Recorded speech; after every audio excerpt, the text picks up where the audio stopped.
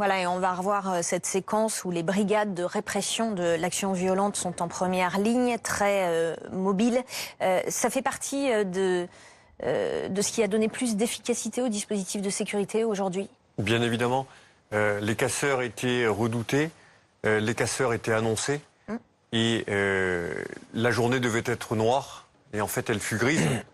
Grâce à qui? Grâce aux collègues qui sont intervenus, grâce à ces brigades de répression de l'action violente qui, à Paris, sont d'une extrême efficacité, sont redoutables même, puisqu'on le voit, elles sont capables d'aller extraire d'une foule compacte des individus, juste celui qu'il faut, parce qu'il a commis des exactions, des faits, des infractions, tout simplement, et de le sortir et d'aller l'interpeller pour après le présenter à la justice. Donc bien évidemment, les nouveaux dispositifs d'action rapide, les nouveaux dispositifs de réactivité ultra rapide, de mobilité ultra rapide, et on le voit qu'aujourd'hui, le pouvoir politique, via notre ministère, via notre ministre en l'occurrence, le préfet de police à Paris, mais également ailleurs en France, assume le risque, assume le contact physique, parce que forcément quand il y a un contact, il y a des risques, et le politique l'assume, donc forcément on a plus les coups des franches, et on va chercher les gens plutôt que de les regarder casser, plutôt que d'attendre que ça finisse. Mais est-ce qu'on peut reconduire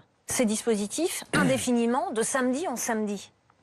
Alors c'est une bonne question, parce que vous savez qu'aujourd'hui, là aussi, la police a des grandes difficultés en interne, des grandes difficultés humaines, un grand malaise, un grand mal-être qui est chez nous, des vagues de suicides sans précédent, un suicide tous les 4 jours depuis le début de l'année 2019. Donc on peut penser que oui, on va pas éternellement continuer à faire ça, parce que le suremploi est aussi une des causes de la fragilité de nos collègues, parce que suremploi dit aussi pas de congé, pas de vie de famille, des problèmes qui se répercutent également dans la sphère privée, des difficultés, et ça forcément le stress, toutes ces problématiques-là, rajoutées bien souvent à une hiérarchie complètement à côté de la plaque sur les rapports humains, font qu'on en est là aussi aujourd'hui. Vous avez évoqué les suicides, j'aimerais qu'on revienne sur une séquence qui s'est déroulée aujourd'hui, c'était place de la République, les forces de l'ordre face à certains gilets jaunes. On regarde.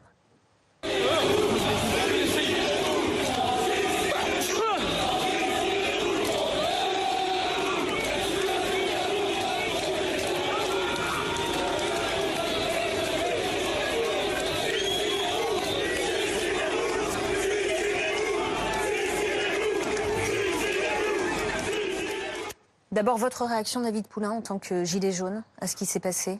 C'est inacceptable, parce que les policiers, bien évidemment, on n'a pas à demander la mort de quelqu'un. Au-delà même d'un policier, on n'a pas à demander à quelqu'un de se suicider. Moi, j'entendais plutôt, dans d'autres cortèges, rejoignez-nous. Ça, c'est plus intelligent de dire ça, et c'est plutôt ce que je prône. En revanche, concernant justement les policiers, il y a quand même une répression qui est quand même assez dure, qui a été condamnée à l'ONU par l'Europe. Et aujourd'hui, il y a une répression musclée qui empêche des gens de venir manifester pacifiquement et qui laisse le terrain à des personnes. Donc je crois qu'à un moment ou à un autre, il va falloir trouver un équilibre. Quant aux personnes qui ont dit ça, je pense que ce sont des gens qui sont venus se faire aussi un coup de pub sur le dos des gilets jaunes. Nous, les gilets jaunes, nous sommes pacifiques.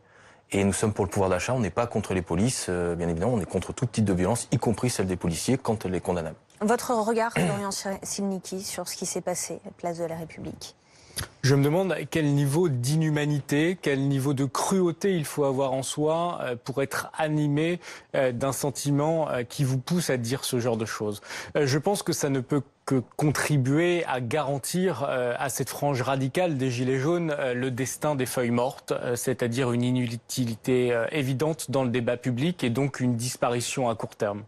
On va regarder une autre séquence, cette fois il s'agit de